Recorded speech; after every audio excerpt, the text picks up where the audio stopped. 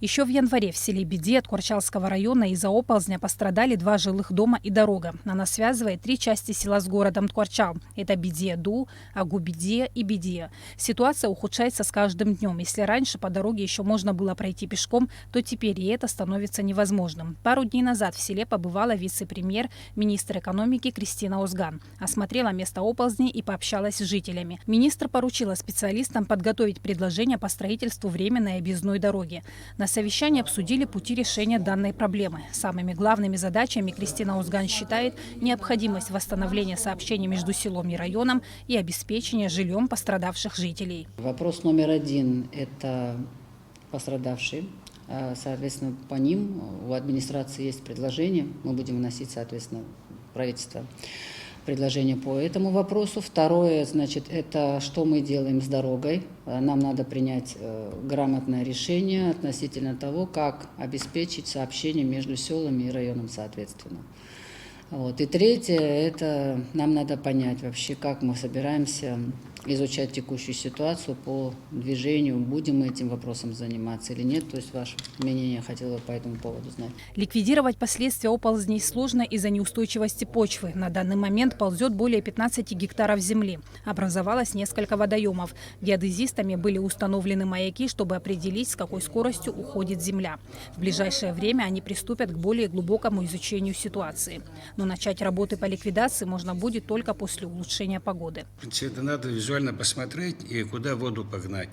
Надо постараться в одну сторону, чтобы воду погнать, а не с 2 сторон. Если в одну сторону, если сможем увести воду, оно лучше будет, чтобы с левой стороны тогда вообще оползень не становится, где этот высоковольтная, и как бы постараться в правую сторону увести.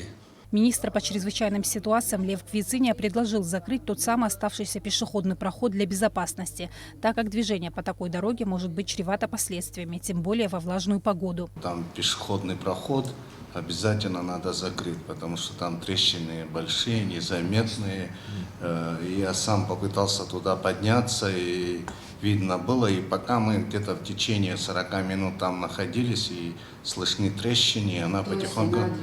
Да, она все равно движется. Из-за особенностей рельефа и оползней технику туда доставить будет сложно. Придется работы проводить вручную. Для этого будут привлечены как сотрудники МЧС, так и местные жители.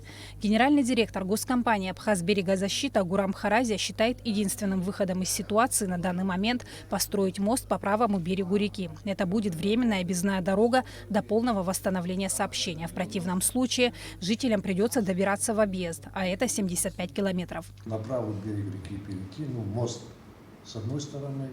И выход, заход и выход, там 2 моста. То есть, получается, отсюда, где мы стояли, будем направо мост будет, потом будет дорога, потом обратно. Обратно на дорогу занят. Да, поэтому этот оползный участок будем объезжать.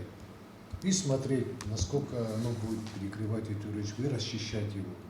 Другого выхода я сегодня там не вижу.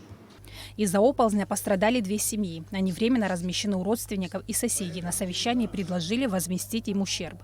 Сейчас задача геологов установить причины произошедшего и определить, какую работу предстоит провести, чтобы исключить оползни в дальнейшем. Вице-премьер-министр экономики Кристина Озган поручила службам в ближайшее время подготовить необходимые документы для предоставления их президенту страны. Сима Аргун, Михаил Братухин, Абхазское телевидение.